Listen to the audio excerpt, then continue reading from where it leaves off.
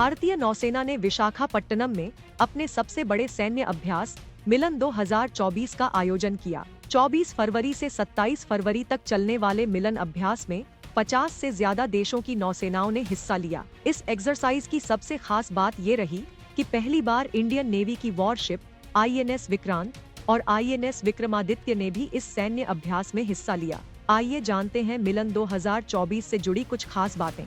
मिलन 2024 नौसेना के युद्ध अभ्यास का 12वां एडिशन है और नौसेना ने इस बार इसे CCC यानी सौहार्द, सामंजस्य और सहयोग का थीम दिया है।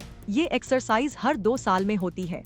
इस युद्धाभ्यास का नाम मिलन यानी मल्टीलेटरल नेवल एक्सरसाइज है। America, Japan, Australia, France, Bangladesh, दक्षिण कोरिया, वियतनाम, इंडोनेशिया और मलेशिया सहित 51 देशों की नौसेनाएं इस अभ्यास का हिस्सा रहीं। मिलन युद्धाभ्यास की शुरुआत साल 1995 में हुई थी।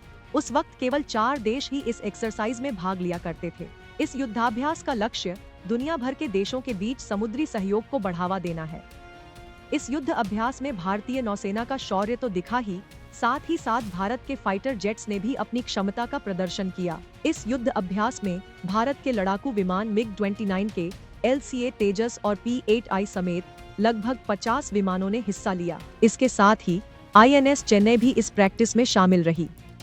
INS चेन्नई ने हाल ही में लाल सागर में रेस्क्यू ऑपरेशन में हिस्सा लिया था। भारतीय नौसेना के मुताबिक मिलन 2024 का लक्ष्य क्षेत्रीय सहयोग और समुद्री सुरक्षा को मजबूत करना है। आइए देखते हैं मिलन 2024 पर हमारे सहयोगी चैनल GNT की खास पेशकश।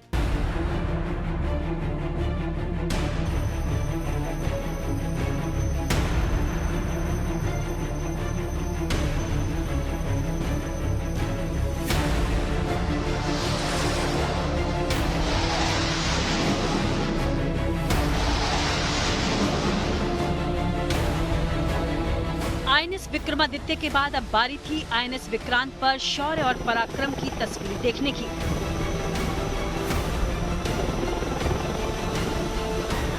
नौसेना के स्वदेशी एयरक्राफ्ट कैरियर पर सी किंग और स्वदेशी हेलीकॉप्टर ध्रुव एक साथ मौजूद थे। मिलन 2024 युद्धाभ्यास की क्लोजिंग सेरेमनी के लिए INS विक्रांत को ही चुना गया था। युद्धाभ्यास के आखिरी दिन इस एयरक्राफ्ट कैरियर पर तमाम देशों के नौसैनिक जुटे। एक हार्बर फेज था 19 से 23 फरवरी और 24 से 27 तक इसका सी फेज था।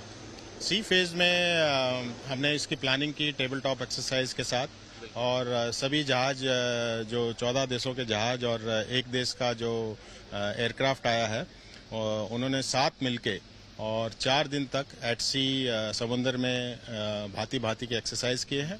और इसका टेक अवे ये है कि हम एक दूसरे से हमारी जो स्टैंडर्ड ऑपरेटिंग प्रोसीजर है, हमारे जो अच्छी जो प्रैक्टिसेस हैं वो एक दूसरे से सीखने के लिए मिलती हैं और एक मल्टीनेशनल फोर्स एट सी कैसे ऑपरेट करेगा उसके बारे में हमने इसके लिए SOPs बनाए हैं।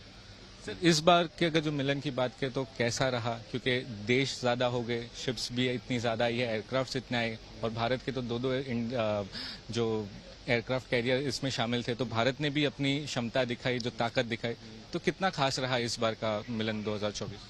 देखो ये काफ़ी चैलेंज है, काफ़ी कंट्री के आना, बट एक तरह से देखा जाए तो ये अच्छी बात भी है और इसमें यही है कि हमें थोड़ी ज़्यादा प्लानिंग करनी पड़ती है, ज़्यादा एक दूसरे से बातचीत करनी पड़ती है, सिमुलेटर में हमें एक्सरसाइज करने पड़ते हैं सी में आने से पहले, ताकि सबको पता रहे कि ये एट सी इतने सारे जहाज 35 के करीब जहाज एट सी जब एक साथ ऑपरेट करेंगे तो उनको कैसे करना है, किस तरीके से करना है और कम्युनिकेशन कैसे करनी है, कैसे पार्टिसिपेट करना है, एयरक्राफ्ट कैसे आते हैं। तो इसमें यह है कि जो प्लानिंग वाला जो फेज है वो थोड़ा लंबा हो जाता है, otherwise it is normal for us. Milan युद्धाभ्यास का ये 12वां संस्करण था। 51 देशों के नौसैनिकों को इस युद्धाभ्यास के जरिए आधुनिक तकनीक और रणनीति से रूबरू होने का मौका मिला। इस युद्धाभ्यास में भारतीय नौसेना ने साबित कर दिया कि वो दुनिया की सर्वश्रेष्ठ नौसेनाओं में शामिल है।